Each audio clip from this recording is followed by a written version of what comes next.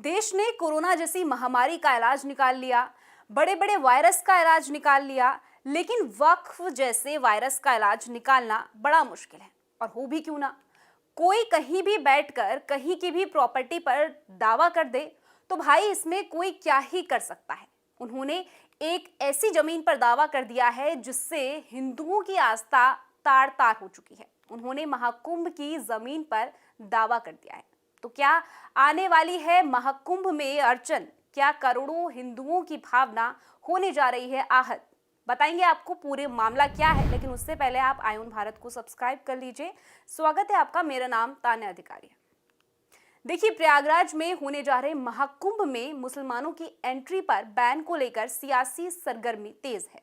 वहीं दूसरी तरफ महाकुंभ को लेकर एक नया दावा किया जा रहा है। ये नया दावा मुस्लिम जमात के राष्ट्रीय अध्यक्ष मौलाना शहाबुद्दीन ने किया है। उन्होंने कहा है कि महाकुंभ वक्फ की जमीन पर होने जा रहा है। इसे लेकर हमारी तरफ से किसी भी तरह का कोई विरोध नहीं किया जाएगा, लेकिन महाकुंभ में मुसलमानों की एंट्री पर पाबंदी है। उन्हें भी मुसलमानों के लिए बड़ा दिल दिखाना चाहिए। ऑल इंडिया मुस्लिम जमात के नेशनल प्रेसिडेंट मौलाना शहाबुद्दीन रजवी बरेलवी ने प्रेस कॉन्फ्रेंस में बताया कि प्रयागराज के ही रहने वाले सरताज ने दावा किया है कि कुंभ के मेले की जहां तैयारियां की जा रही हैं, वहीं जमीन वक्फ बोर्ड की है, जो कि करीब 54-55 बीघा है। मौजूदा बावजूद इसके मुसलमानों ने बड़ा दिल दिखाते हुए कोई आपत्ति नहीं की, जबकि ऐतिहासिक कुंभ मेले के सारे इंतजाम इसी वक्फ बोर्ड की जमीन पर हो रहे हैं।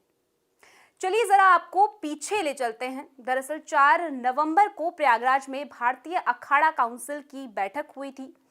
इस बैठक में प्रोपोजल पास हुआ था कि महाकुंभ मेले में सिर्फ सनातनियों की एंट्री होगी और इस मेले की गलत लोगों से, जो कि मुखौटा लगाकर एंट्री कर सनातन संस्कृति और परंपरा को दूषित कर सकते हैं, उन पर वक्त रहते मेले में और एडमिनिस्ट्रेशन और सरकार को चौकन्ना रहना होगा। इसके बाद से ही महाकुंभ में मुसलमानों की एंट्री को लेकर विवाद जारी है।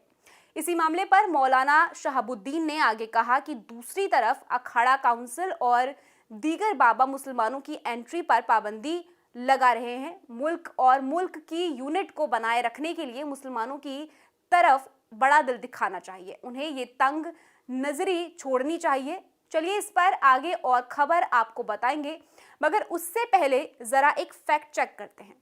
वक्फ बोर्ड साल 1913 में स्थापित हुआ था और पहला महाकुंभ 7th सेंचुरी में शुरू हुआ था, यानी कि वक्फ बोर्ड के स्थापित होने से सैकड़ों साल पहले। मतलब चलिए, आप विज्ञान को नहीं मानते, आप मानते हैं कि धरती गोल नहीं फ्लैट है, धरती सूरज के चारों तरफ नहीं, सूरज धरती के चारों तरफ घूमती है।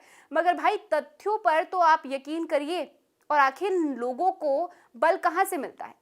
इन लोगों को बल मिलता है समाजवादी पार्टी के नेताओं से, जो कि हिंदुओं के पर्व में मुसलमानों की एंट्री पर बैन का विरोध करते हैं।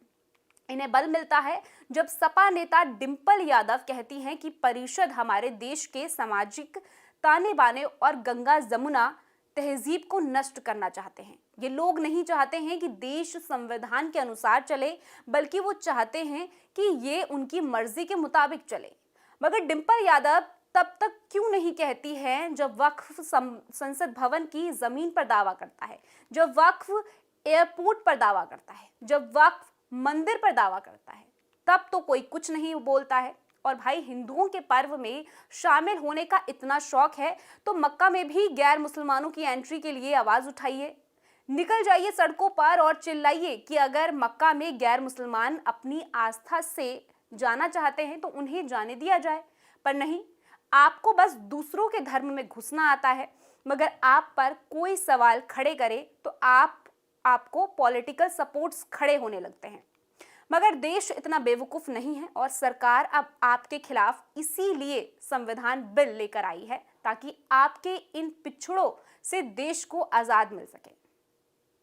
पूरी खबर को लेकर आपकी क्या कुछ राय है, कमेंट सेक्शन में जरूर बताइएगा। बाकी देश और दुनिया की ऐसी खबरों के लिए आप देखते रहिए आयुन भारत।